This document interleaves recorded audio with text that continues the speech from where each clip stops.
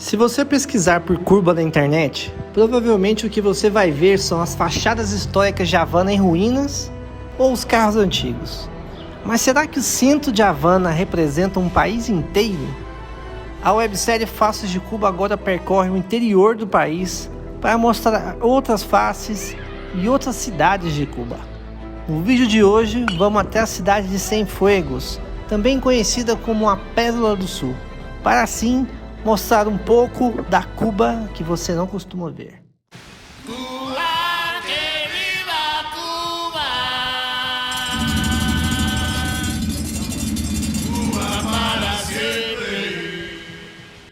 Salve, família! Salve, família! Cara amassada, cabelo amassado, meu, tá tudo. Aí, não tem que passar por isso. A gente tá hoje aqui em Cienfuegos, Acabamos de chegar. cidade nova. A gente primeiro pegou um busão saindo lá de Trinidad. Foi 6 doletas. 6 doletas, né? 6 doletas. Na 1h30 só. Via Azul, 1h30 de viagem, tranquilo. Quando a gente chegou aqui na rodoviária, vamos procurar nosso Airbnb para depois a gente começar a mostrar essa cidade aqui para vocês, beleza? Aí, chama um Fiat antigo aqui e aqui é o nosso Airbnb, ó, Bet and Run.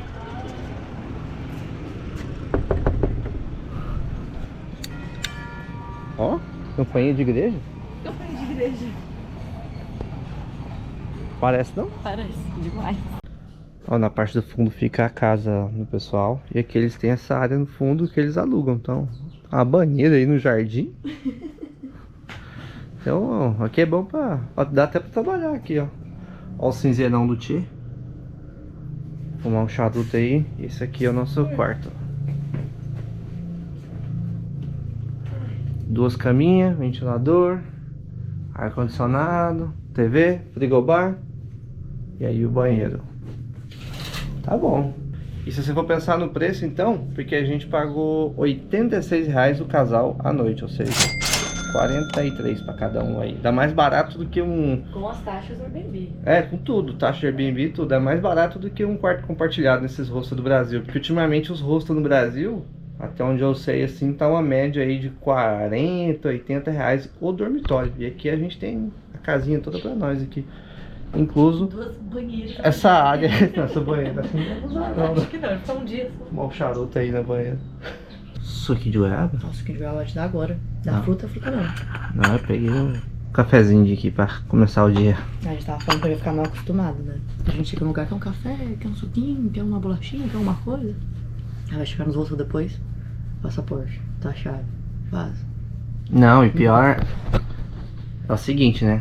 Por exemplo, agora são 8h30 da manhã. A gente pegou o busão das 7 horas, que era o único busão que a gente via que tava saindo lá de Trinidad, né? Aqui pra Cienfuegos. E aí só pergunta, que horas vocês vão chegar? A gente vai chegar às 11 da noite, vai chegar às 8 horas, não importa. Você manda mensagem, fala que vai chegar e você já chega. Não tem que ficar esperando a hora de dar check-in, nem nada. Então, a gente já chega aqui, toma um cafezinho, no jeito. E é uma maravilha, vamos ficar mal acostumados. Inclusive, lá em Trinidade, meu ônibus chegou 11h30 da noite. E meu 4G de repente se foi. Não consegui avisar o moço. Falei, ó, vou pegar o ônibus das 9 da noite. Não sei que horas eu vou chegar aí. Ele ficou sentado na porta da casa dele até 11h30 da noite, me esperando passar. Aí no que eu passei, porque eu passei da casa dele, que tava tudo escuro, ele, Lana? Aí eu, você olha a casa aqui, que não sei o que, entra, quer alguma coisa, precisa de ajuda? Eu tipo, 11h30 da noite, se fosse daqui até desde que horas, meu Deus do céu. Imagina, gente. Isso é louco.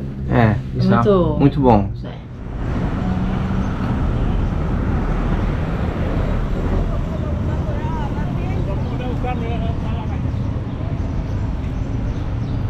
Acabou de chegar aqui no Passeio do Prado, que é tipo esse peatonal aqui, que fica nas duas avenidas principais da cidade. Aqui a gente já começa a ver um pouquinho dos prédios históricos, ó.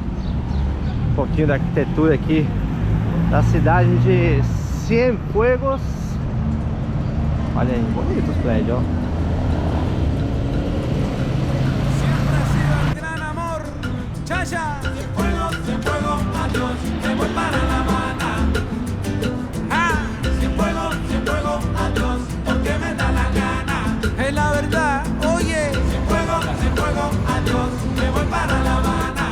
Adiós, goodbye. Cienfuegos, adiós. Mira, escucha, tenemos una historia tú y yo. Me conoces desde que era niño. Ey, y siempre ha sido el gran amor. E o padrão aqui são as filas gigantes. Aqui continua. E olha o tanto de gente aqui na porta dessa.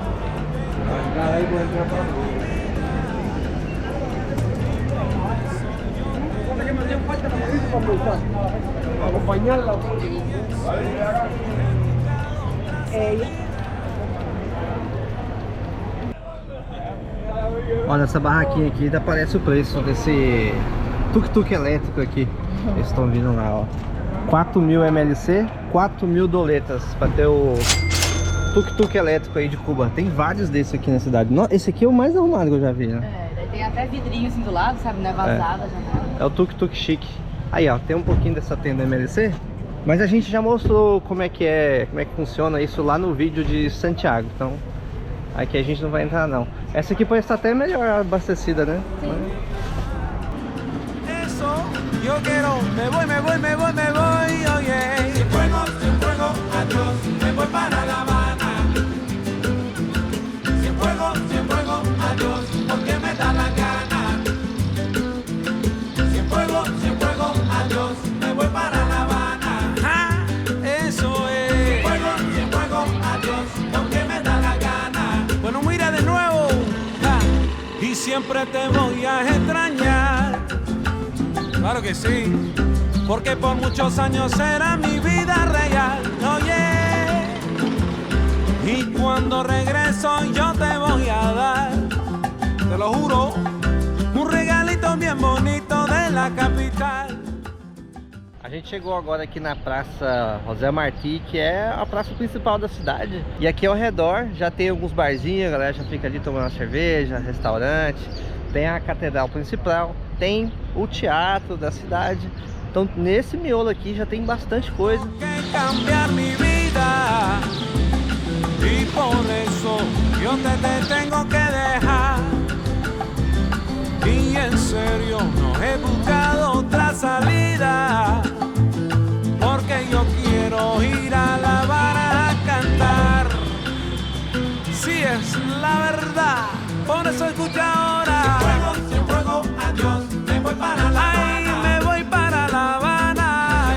Cienfuegos, adiós, porque me da la gana. Goodbye, my... Uma parte interessante da cidade de Cienfuegos é que, diferentemente de todas as outras que são de colônia espanhola, quem fundou a cidade, na verdade, foi um grupo de franceses. E se eu não me engano, essa é a única cidade que não foi fundada por espanhóis, descendentes espanhóis, né? Nessa fundação urbanística clássica que a gente aprendeu aí no Ocidente, né?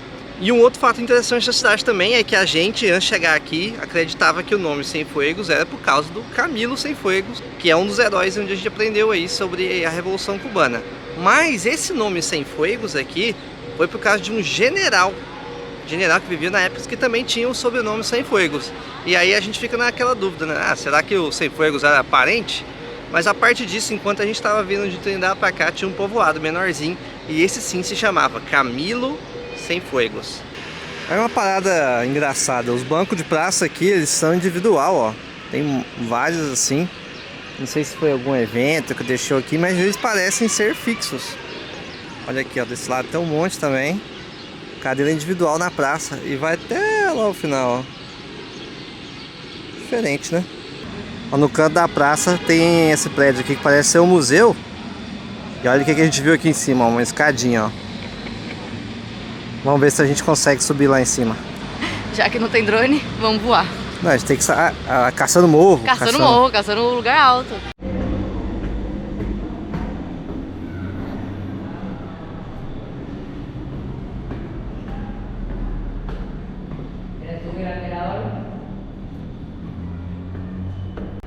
Tem umas fotos antigas aqui de Cienfuegos. E olha aí, tem um terraço aqui. Esse aqui tem uma cafeteria aqui em cima também. Vamos ver a cidade ali de cima.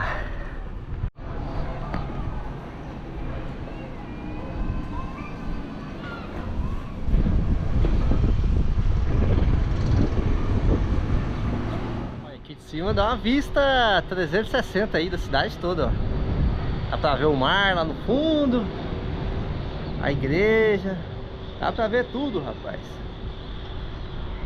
Pode ter medo de altura não, viu? Nuestra isla bella, nuestro origen, nuestras raíces y lo que somos. Tierra, aquí nació mi canto y mi bandera. Sonrisas que se cuelan por la puerta del balcón. En ese viaje que hoy me trae de vuelta. Aí do lado de cada igreja também já tem uma feirinha. Feirinha rolando, e acho que vai até a ponta lá, tem uma passarela aqui. Até o Malecon. Hasta que se seque el malecón. Até que se seque o Malecon.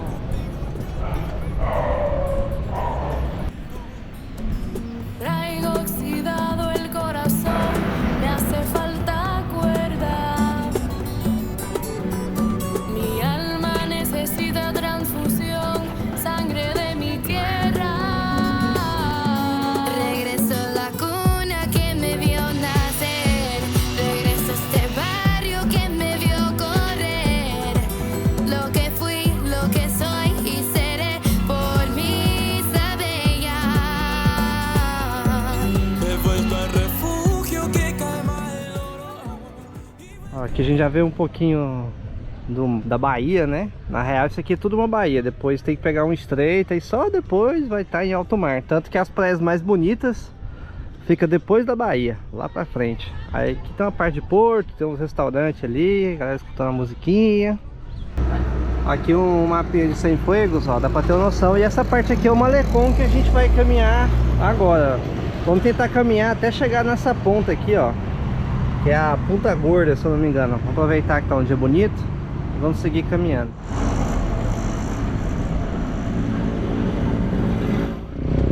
Olha, essa parte aqui dá de 10 no de Havana, viu?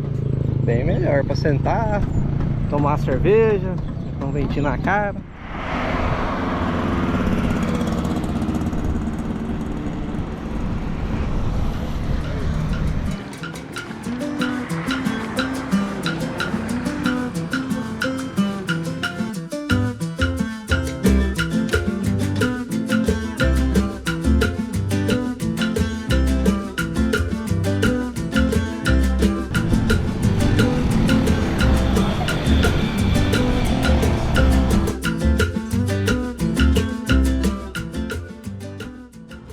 Aqui dá pra ter mais ou menos o visual do lugar que a gente tá, Punta Gorda, que é tipo essa península aqui.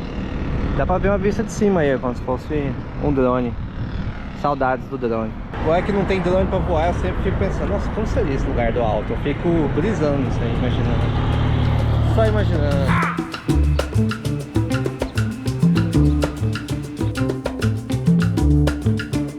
Yeah, baby. Goza, goza.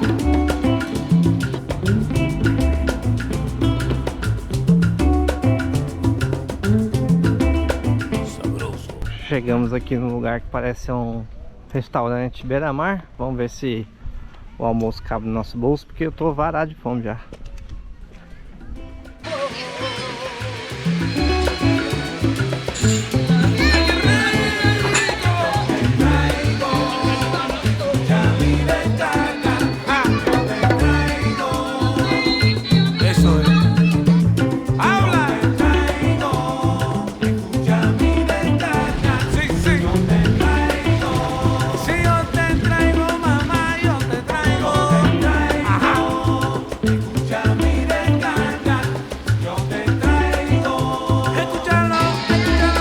Peixinho.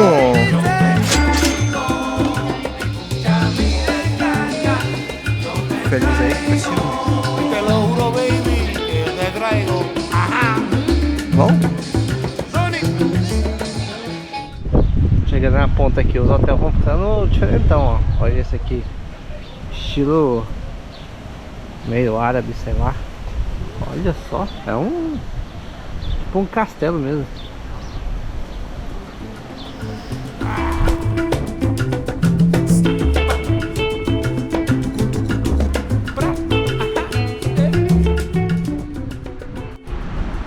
Chegamos aí, ó, no final da ponta, que é tipo um parque. Aí tem restaurante, tem umas paradas aqui também, ó. Ó, churrasquinho, mais piquenique.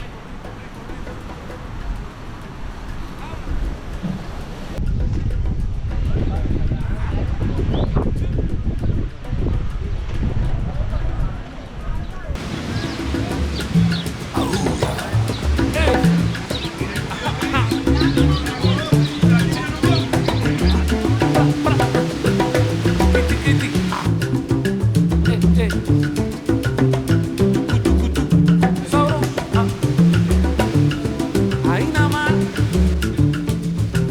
Bueno, camina, camina, camina. Eso es rico. Escucha, escucha, escucha. A mais ou menos 80 quilômetros daqui existe um lugar chamado Playa Girón. Em outros vídeos lá de Havana a gente até comentou um pouco sobre o que foi essa Playa Girón e o que ela representou aqui para Cuba, né? Mas eu vou resumir rápido aqui só para a gente engatar numa outra história. Playa Girón foi uma batalha que aconteceu depois que aconteceu a Revolução. Os expatriados, junto com o apoio dos Estados Unidos, tentaram invadir Cuba para tentar tirar Fidel do poder, tirar a revolução que tinha acabado de acontecer e voltar às coisas como eram antes, Estados Unidos dominando tudo. Depois que os Estados Unidos falhou na missão de entrar em Cuba através da Playa Girón, a revolução ficou ainda mais forte. Ele precisava se defender, né? Os Estados Unidos eram muito maior, tem muito mais potência militar e Cuba é uma ilha pequena ainda. Então como que o governo estava planejando se defender? Primeiro ele começou a fazer a rede de espiões, a gente já comentou um pouco sobre isso, até falando do CDR em outros vídeos aí, então vale a pena maratonar a websérie. Então nessa época aí, os Estados Unidos começou a pensar em planos diferentes para assassinar o Fidel Castro, tentar dominar o governo cubano através do assassinato do seu líder, né? E aí reza a lenda, aí é uma informação que passa nos livros de Cuba, nos documentários também que a gente assistiu, que foram mais de 600 tentativas de assassinato. Nenhuma deu certo, Fidel Castro continuou vivo, só que ele começou a se manipular e desconfiar de tudo, de todo mundo, né? Então para se defender ele pensou numa estratégia um pouco melhor. Naquela época estava rolando a Guerra Fria e os Estados Unidos já tinham mísseis nucleares na Turquia. Porque se alguma coisa acontecesse na União Soviética, ali os mísseis já estavam apontados e os Estados Unidos poderiam mandar um míssil lá para a União Soviética a qualquer momento, mexendo dois botãozinhos. Então nisso o governo cubano teve uma ideia, Che Guevara foi lá para a União Soviética, eles já estavam fazendo algumas relações comerciais, mas ainda não era um governo socialista, ainda não tinha esse traço ligado tão forte. Eles eram só parceiros comerciais naquela época. Che Guevara foi lá para a União Soviética com o intuito de fazer algumas relações comerciais e tal, mas no frigir dos ovos, o que eles estavam planejando mesmo era colocar mísseis nucleares em Cuba.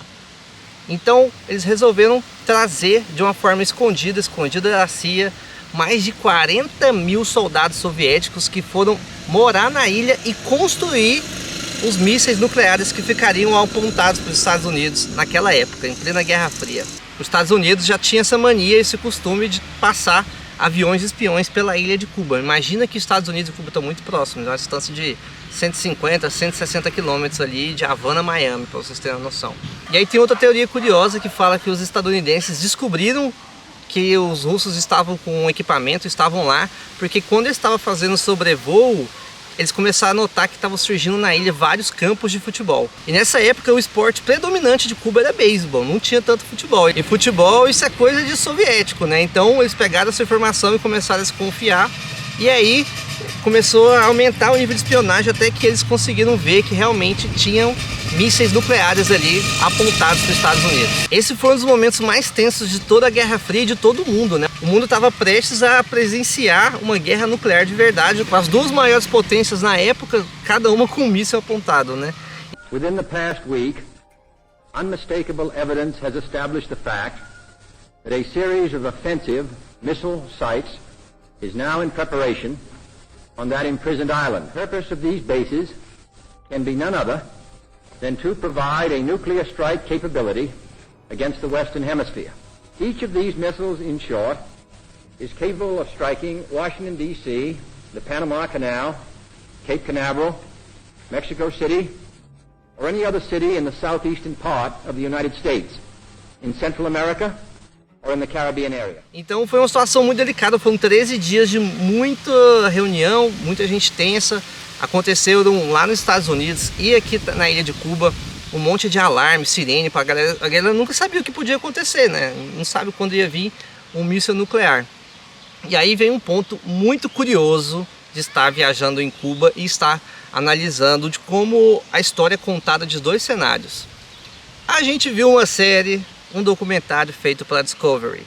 E nessa série da Discovery eles falam que o Kennedy, que era o presidente da época, propôs um tratado lá para o presidente da União Soviética na época, Nikita Khrushchev, que era assim: se vocês tirarem os mísseis de Cuba, a gente tira os mísseis lá da Turquia, e aí fica tudo bem. Agora, se você for ver outro documentário, como o caso que a gente assistiu, o Cuba Libre, que é um documentário que, na nossa opinião, ele já não ficava tão... A ideologia não estava tão rasgante assim. Marcante. Não estava tão marcante. Eles não colocam tantos adjetivos nas narrações.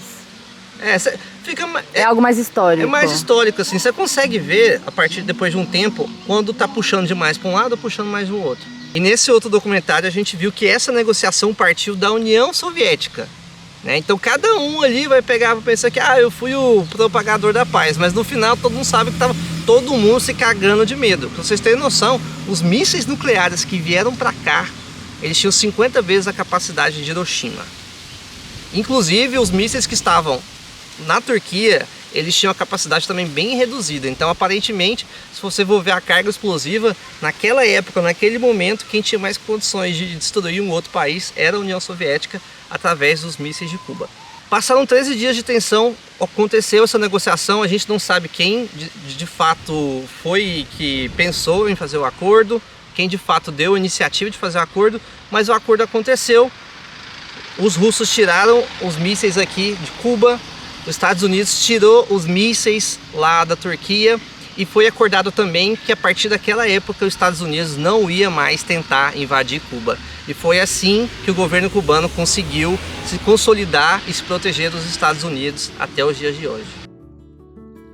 Depois dos acordos, os Estados Unidos não poderiam se arriscar militarmente mais uma vez, porque aí seria um caos.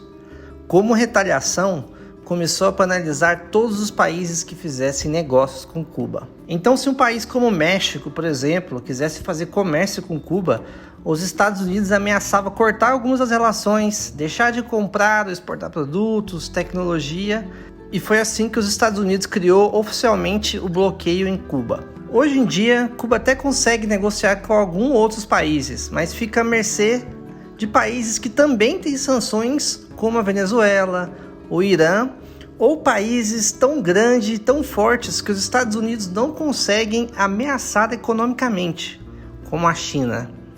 O bloqueio acontece em diversas frentes desde 62 e varia de acordo com o presidente. O Obama deu uma afrouxada e o Trump deu uma apertada. Vale a pena também saber aonde você está pesquisando sobre o bloqueio. Se for uma mídia de Miami, pode relativizar e dizer que ele não influencia tanto assim na vida de quem vive em Cuba. E se for uma mídia vinda do governo ou uma mídia vindo de Havana, pode simplesmente colocar todos os problemas de Cuba na conta do bloqueio. A última votação da ONU aconteceu há pouco tempo e 185 países votaram contra a continuidade do bloqueio dos Estados Unidos em Cuba. Em contrapartida, só os Estados Unidos e Israel votaram a favor da sua continuidade. E mesmo assim, nada mudou, como nada muda desde 1962. E quem se ferra é a população cubana.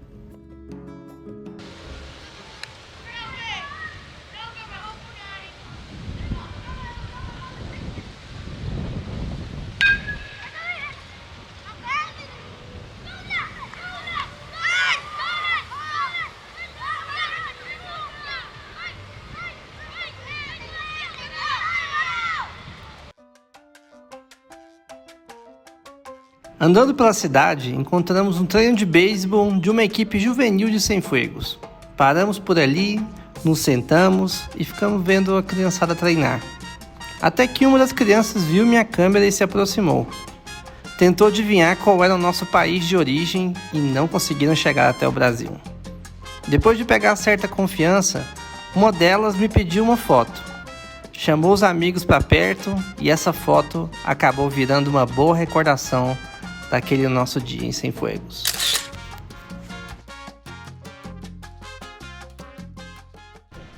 Ó, pertinho do estádiozinho ali, a gente achou o estádio principal aqui, ó. E o time de beisebol da cidade tem um mascote, que é o elefante. Aí fica aqui representada. Será que dá pra entrar?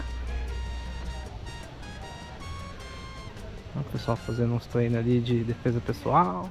A gente achou mais um estádio da criançada aqui. Esse aqui os pais ficam do lado de fora aqui, dando aquele apoio moral, xingando o técnico. Está pasada la categoría. El sigue está tirando. Tira.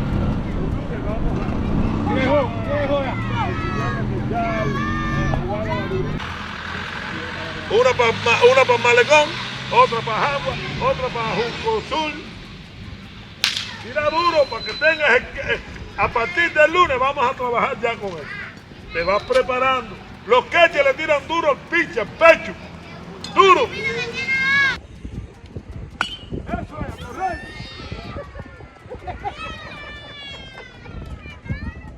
Mira, tu hijo batea. Tu hijo es uno que tiene que aprender eso. Ó, vai ser o home run, vai ser o home run.